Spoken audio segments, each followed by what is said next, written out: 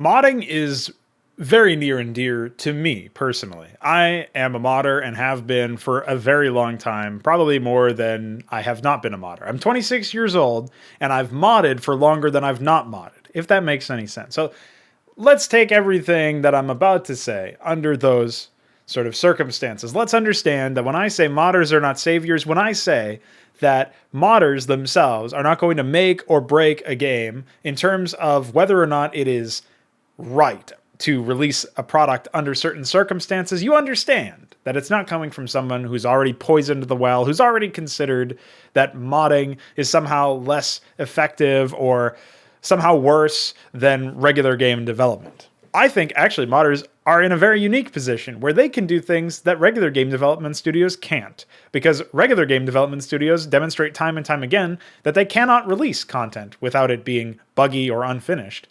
And meanwhile, modders don't have timetables to meet. They don't have any sort of obligation to sponsors or to investors or to anything like that.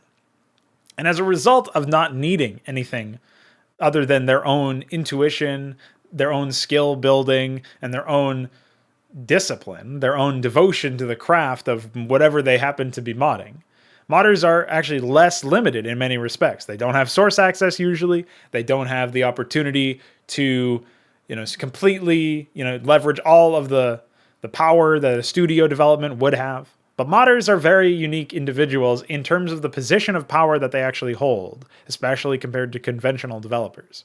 So I wanted to establish that when I say modders are not saviors, what I'm talking about is the state of a certain game often being apologized for by the fact that modders will eventually make it better.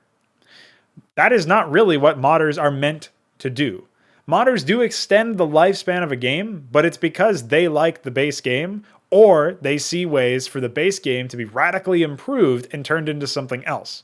That last one is very rare. It's essentially what I've always been in the case of. Obviously, Brood War I was a big fan of, but now that I see what it could have been, it's less about what Brood War is or what it started to be, and more about what I've been able to turn it into. And when I look to mod any other game, for example, some of the Halo games, I don't see masterpieces that just need a couple of tweaks here and there to be more epic. I see games that are really ultimately only useful insofar as they can be leveraged in terms of modability to create something better from my own vision.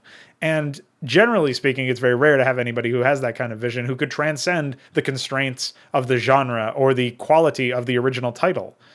That being said, when a game developer releases a game, and when it's unfinished, when it's buggy, when it's not as good as it could be on a qualitative level, and somebody comes up with the apologism, the excuse that, well, just wait until some modders get their hands on it and make it better, that is such a huge logical fallacy that really completely apologizes for and excuses the imperfect and very condemnable action of releasing a game before it's done, of releasing a game that doesn't have sufficient content in it or doesn't have sufficient code in it to properly support regular gameplay, regular engagement. The whole idea of what you actually are able to do when it comes to playing a game is you're supposed to be engaged by it. You're supposed to experience the game for what it actually is, right? The intention of the developer is not to get your money in exchange for you sitting there doing nothing, because then they're not going to get the money from the next guy who hears that they're sitting there doing nothing. So they have to provide something that actually engages people.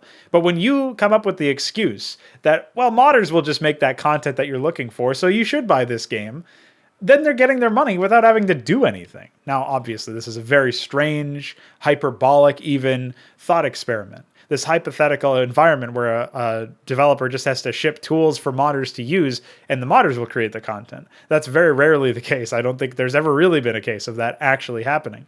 The problem is when the content is so bad, it may as well be the case. Think of StarCraft 2. StarCraft 2's campaign is probably some of the worst RTS content out there imaginable. This is also true for Warcraft 3. In terms of actually playing an RTS, you never actually do so, save a few missions in very limited capacities. I'm thinking the Wings of Liberty mission where you're on the space platform killing off all of those targeted spires or whatever, those areas where the mutalisks are coming from, and they're just spawning in right in front of you, and the AI is not really taking any map control, but at least there's multiple bases for you to take. Yeah, they just spawn in Leviathans at random points in time because XD, but at least you're actually able to build multiple bases and attack with a large army. There's sort of role playing as a real-time strategy in that aspect, whereas everything else, there's not even a shred of cosplay. There's not even a shred of an attempt to try to actually be an RTS game in pretty much all of the other missions of all of the other projects.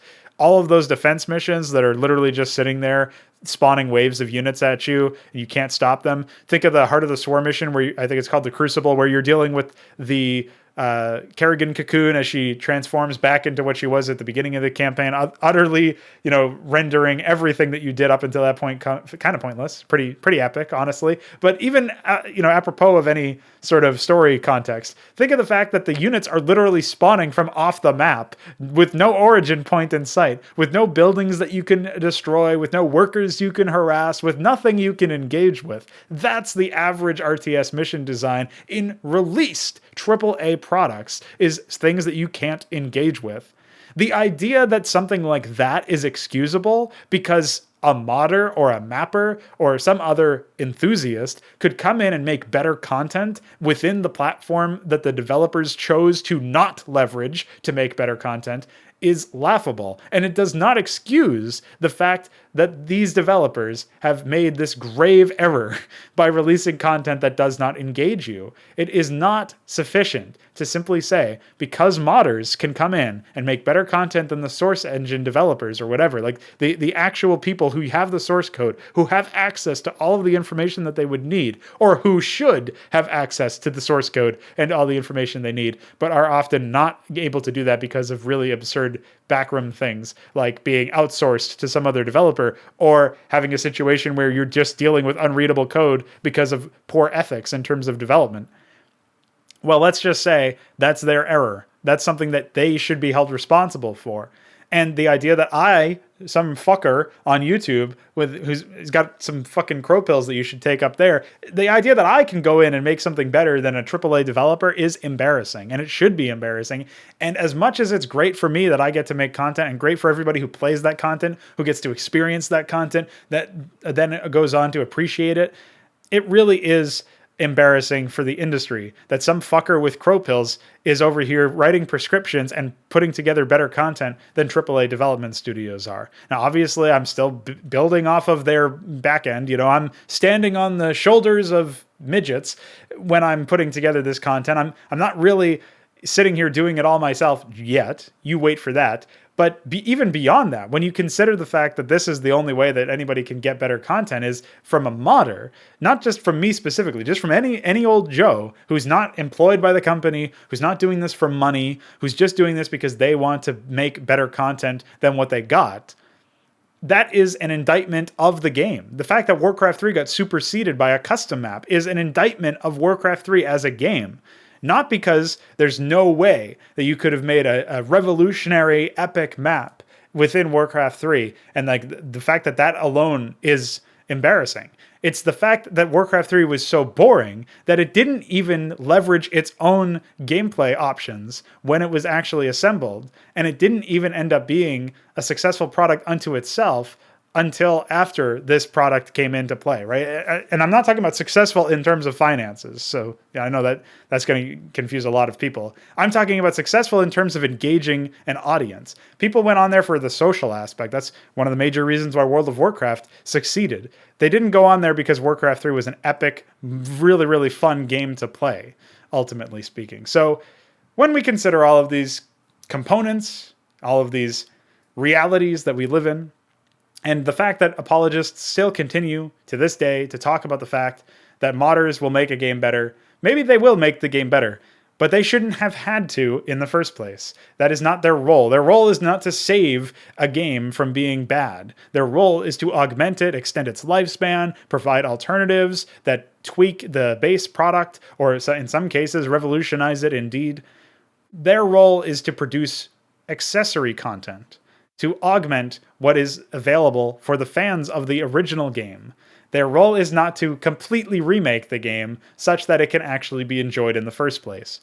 And your role is certainly not to apologize for such games by saying that modders should just end up saving it anyway.